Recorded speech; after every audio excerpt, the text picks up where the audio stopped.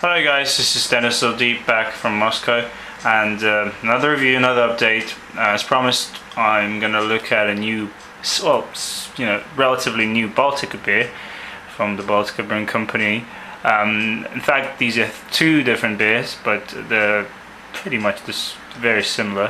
First one, they're both called Baltika Razlivnoe, which in Russian means something like draft. It's basically a draft style lager. First one, they're both unpasteurized, so they should be drunk fresher, and the expiration date is significantly shorter. But the second one just came out like last month or something, and it's an unfiltered version. I don't think this is a wheat beer. I don't think it's got any wheat malts in it, but it's going to be, a kind of hazy lager, which is not very typical for something to be brewed like that. Something like that wouldn't be brewed in America, but in Russia nowadays it's kind of popular to have these, they call them live beers. They're still, the yeast is still there, and they're unfiltered and they're unpasteurized. We'll start with the first one. I'm going to stop for a second and pour it out into my dad's Hofbräu lager glass, and I'll look at the second one sometime later, so I'll be back in a second. Alright, so I'm back with a pour.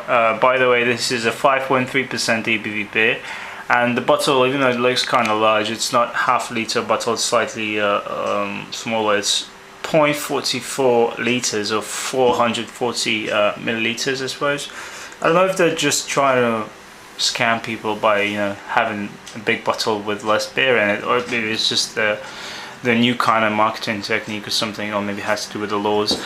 Here's the twist off cap, pretty nice. And let's just take a look at the actual beer. Slightly hazy, but I think it's got to do with the temperature, and it's a relatively pale kind of straw color. Head's kind of nice, it's sticking around.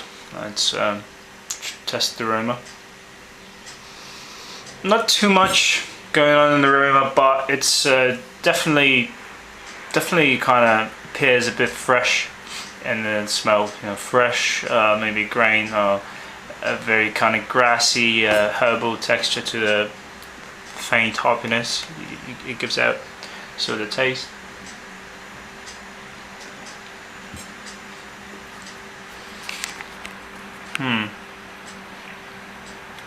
Not bad. Definitely something along the lines of regular Baltika beers, which I'm not a fan of, but they've got 3 or 4 different ones. Baltika 3, Baltika 5, which I haven't tried, and Baltika 7.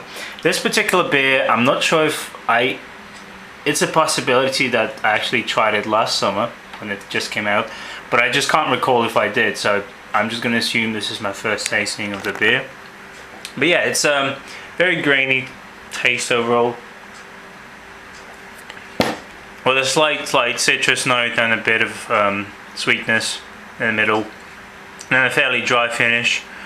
But even though it's not a very light, it's not super light beer in terms of the body, but it kind of appears lighter than your typical pasteurized beer.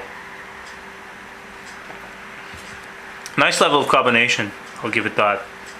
Not too much, and it's fairly subtle, but it's still there. It's not a flat beer.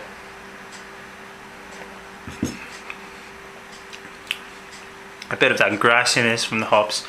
Overall, yeah, I think it's a definite kind of step above the regular, more durable, more lasting beers that can that you can have for a year and then it's still gonna taste the same.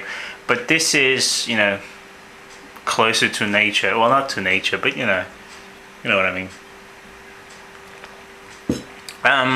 Price-wise, here it's about, I think, 45 to 50 rubles, which is like a buck and a half on average. So that's not too bad. Maybe a bit more than that, approaching $2.